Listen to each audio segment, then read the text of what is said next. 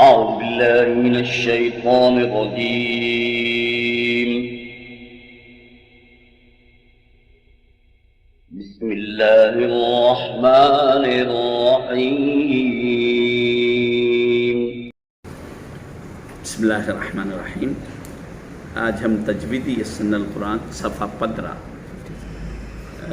سبق نمبر 7 حروف قلقلہ کا قاعدہ پڑھنے جا رہے ہیں. حروف قلقلہ 5 ہیں: قاف، طا، با، جیم، دال. یہ 5 حروف الگ الگ پڑھنے پر بچوں کو ایک ساتھ یاد رہنے کے لیے مجودین نے، چونکہ تجوید بہت قدیم ہیں، مجودین ایک کلمے میں اس کو جوڑ دیے ہیں: قطب جد. قطب جد یہ 5 حروف ایک کلمے میں آ گئے ہیں. تو اس میں قاف، طا، با، جیم، دال، یہ اسی لیے جو ہے نا، حالانکہ ترتیب نہیں ہے، با پہلے آنا، جیم، دال، طے، قاف، اس طریقے سے آنا، ویسا نہ لکھ کے قاف، طا، با، جیم، دال. بچوں کو اس طریقے سے سمجھاتے ہیں. اس کی وجہ یہ ہے کہ وہ کلمہ قطب جد میں ترتیب یہی ہے. ان حروف پر جزم ہو تو ان کی ادائی کے وقت آواز مخرج سے ٹکرا کر نکلتی ہے. مخرج سے ٹکرانا مطلب یہ ہے کہ زبان کو یا ہونٹوں کو، جیسے با کا مخرج دونوں ہونٹوں کو ملانا ہے، ملا کے کھول دیں گے تو قلقلہ ہو جاتا. جیم جو ہے بیچ زبان اوپر طارف کو لگانا ہے، اوپر لگا کر پھر زبان کو نیچے اتار دیں گے تو قلقلہ ہو جاتا. اس کو کہہ رہے ہیں ٹکرانا. جزم بولو یا سکون بولو، دونوں ایک ہی بات ہے. جزم کو سکون بھی کہتے ہیں. سکون والے حرف کو ساکن کہتے ہیں. ساکن حرف کو متحرک حرف سے ملا کر پڑھیں گے. یعنی یاد رکھیں کہ کبھی بھی کلمہ جزم سے شروع نہیں ہوتا. جزم سے پہلے ہمیشہ حرکت رہتی. زبر، زیر، پیش، کوئی بھی حرکت جزم سے پہلے ہونا ضروری ہے. جزم سے کوئی بھی کلمہ شروع نہیں ہوتا. وہی بتلا رہے ہیں کہ جزم ساکن حرف کو متحرک حرف سے ملا کر پڑھیں گے. یعنی پہلے جو حرکت والا حرف رہتا وہ حرف کو جزم سے ملائیں گے.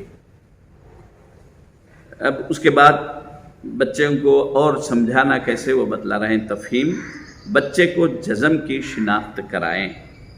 جزم یعنی چاند کے ویسا اتار کر بتلائیں کہ یہ ہے جزم. یہ اس میں آپ کو بتلایا گیا ہے کتاب میں، چھوٹا ہے، آپ بورڈ پہ تھوڑا بڑا بھی لکھ کے یا کاپی میں بڑا لکھ کے سمجھا سکتے ہیں. جزم ہمیشہ حرف کے اوپر رہتا ہے. جیسے آپ کو حرکتوں میں بتلائے تھے، زیر حرف کے نیچے آیا تھا، تو اب حرف کے نیچے نہیں آئے گا.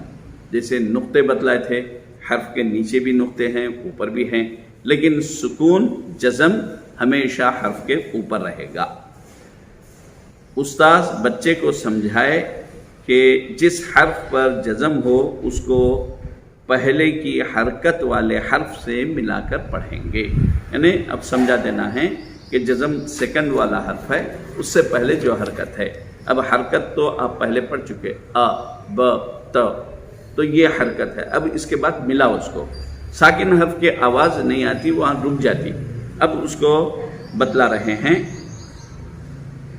ا، الف زبر ا، اس کے بعد الف سے بے کو ملانا ہے. بے کو جزم ہے، تو ابھی اوپر سمجھا دیے بچے کو کہ جزم والے حرف سے پہلے جو حرکت رہتی وہ حرکت سے اس کو ملانا.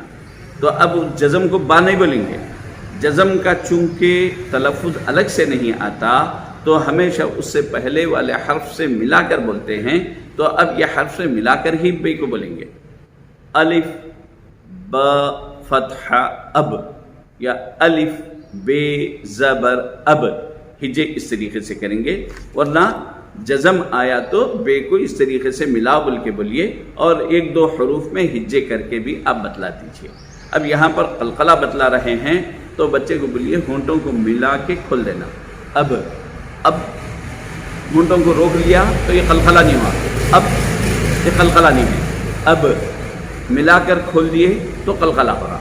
अब अब ल लब स सब सीन जबर सा सीन बे जबर सब स सब खो खब अब लब सब खब दब तब। बाकी मश्क हो गई। उसके बाद जीम, यानी आपको मश्क में ब जीम दल तो क़ाफ इस तरीके से करा रहा हूँ, लेकिन बच्चों को याद दिलाएंगे तो कुतुबु जद के हिसाब से। अज हज यज अज हज यज, ये बीच जुबान ऊपर लगा के फिर अपनी जगह ला लेना है, कलकला होगा। दाल अद अद जद सद अद अद जद सद तो बत। अब हिजे करना है बे तोए जबर बत बे तोए जबर बत बा तो फतहा बत बा तो फतहा बत बत अत गत यत मक ثق حق अक मक ثق हक अक। अब यहाँ से देखिए कुतुब जद का ये पूरे 5 हरूफ को एक जगह कर दिए। अक अक अब अज अद अक अक अब अज अद। ये कलकला बच्चे को समझाना, यानी मखरज को टकरा के फिर अपनी जगह ज़ुबान या होंठ बराबर आ जाते हैं।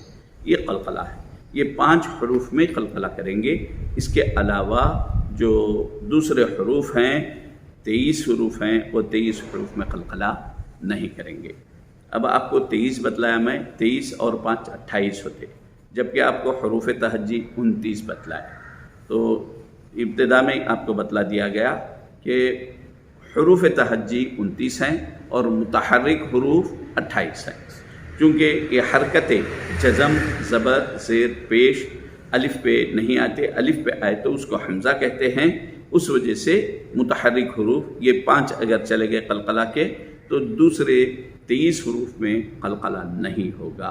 इंशाअल्लाह आइंदा सबक में उसको बतलाया जाएगा। अल्हम्दुलिल्लाहि रब्बिल आलमीन। सदक़ल्लाहुल अज़ीम।